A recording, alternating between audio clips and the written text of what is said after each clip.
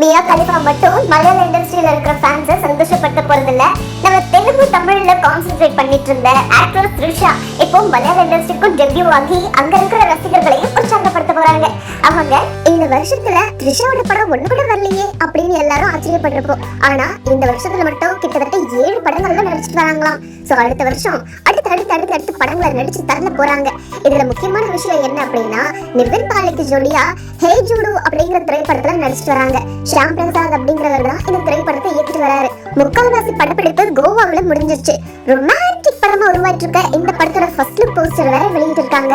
பார்த்தாலே இவங்களோட கெமிஸ்ட்ரி அடுத்த லெவல் அப்படின்னு தோணுது.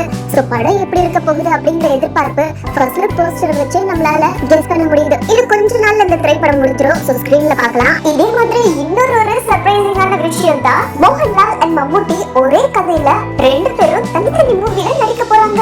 அவங்களுக்கு நடிச்ச லக்க பாத்தீங்களா? கொஞ்ச நாளைக்கு முன்னாடி மம்முட்டி நடிக்க போறதா குஞ்சாலி மரைக்காயர் 4 அப்படிங்கிற வீரரோட கதையை படமாக்க போறதா ஒளிப்பதிவாளர் சந்தோஷ் சிவன் சொல்லியிருந்தாரு.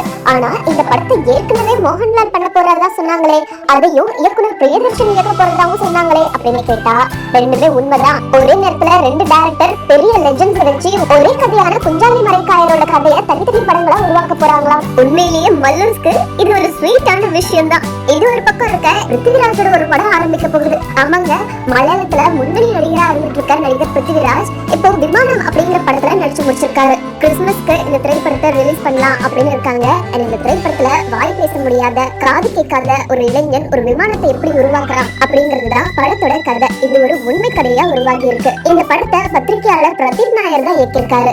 இந்த டீம் படத்தை எடுக்கும் போதே அவங்களுக்கு ஹிட் ஆயிடும் அப்படிங்கிற தாட் வந்துச்சு போல. அதனால 2 பேரும் சேர்ந்து அடுத்த படத்துக்கான அனௌன்ஸ்மெண்ட்டை வெளியிட்டாங்க. படத்துக்கு பேரை கூட முடிவு பண்ணிட்டாங்க. மீட்டர் கேஜ் 1904 தான் படத்தோட பேரு. இந்த திரைப்படம் ரயில்வேஸை மையப்படுத்தி உருவாகுதாம். ஃபர்ஸ்ட் படம் விமானம், செகண்ட் படம் ட்ரெயின். சோ இப்படி வெறும் கேட்ஜெட் சம்பந்தமாவே படத்தை எடுத்து தள்ளுறாங்க. கண்டிப்பா ஆண்கள் ஃபேன்ஸ் மத்தியில இந்த படம் பெரிய வரவேற்பை பெறும் அப்படின்னு தெரியுது. பிருத்திவிராஜ்காக கேர்ள்ஸும் படத்தோட கதைக்காக பாய்ஸும் ஒட்டுமொத்தமா மலையாள இண்டஸ்ட்ரியில இருக்கிற எல்லாரையுமே கவர்ற வகையில இந்த படத்தோட ஸ்டோரி அமைய போகுதுன்னு மட்டும்